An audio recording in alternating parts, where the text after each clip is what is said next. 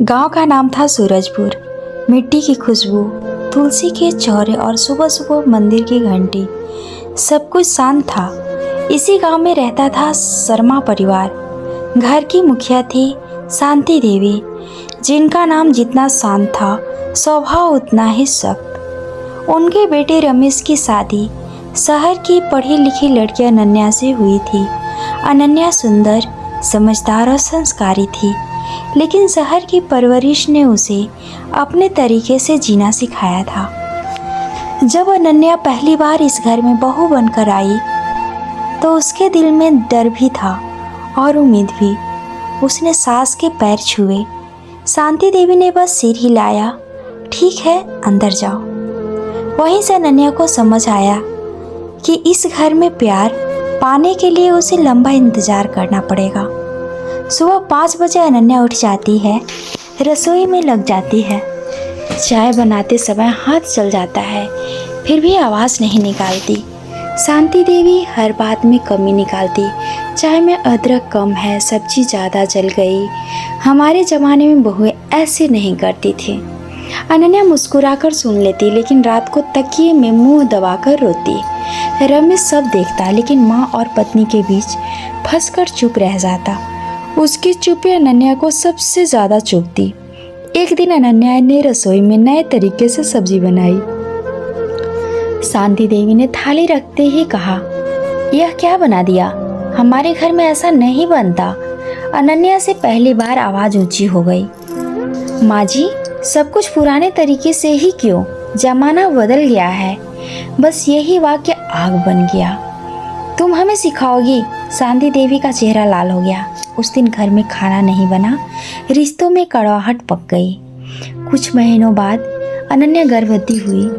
कमजोरी बढ़ने लगी। डॉक्टर ने आराम की सलाह दी। शांति देवी बोली, हमारे समय में औरतें खेत में काम करके बच्चे पैदा करती थीं, लेकिन एक रात अनन्या बेहोश हो गई। घर में अफरा तफरी मच गई। उस रात पहली बार शांति देवी के हाथ कांपे।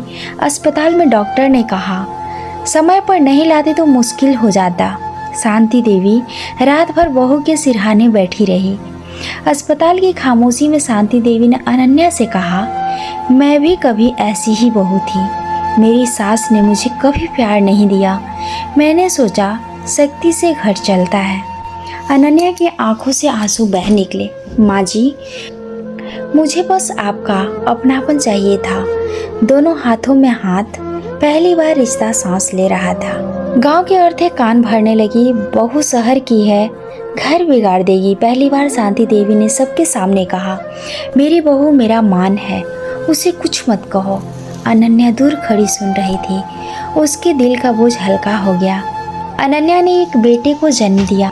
शांति देवी ने बच्चे को गोद में लिया और कहा, यह मेरी नहीं, मेरी बेटी का संतान है। उस दिन अनन्या ने सास को माँ कहकर पुकारा। माँ, शांति की आंखें भर आई। समय बदला। अब शांति देवी बीमार रहने लगी। अनन्या दिन रात सेवा करती, दवाइयाँ, खाना, पूजा, सब कुछ। एक दिन शांति देवी ने कांपती आवाज़ में कहा, मैंने तुम्हें बहुत दुख दिया, माफ़ कर दो। अनन्या ने उनके पैर पकड़ लिए। अगर आप सास न होती तो आज मैं मजबूत बहू नहीं बनती। गांव की बहुएं अनन्या को उदाहरण मानने लगी।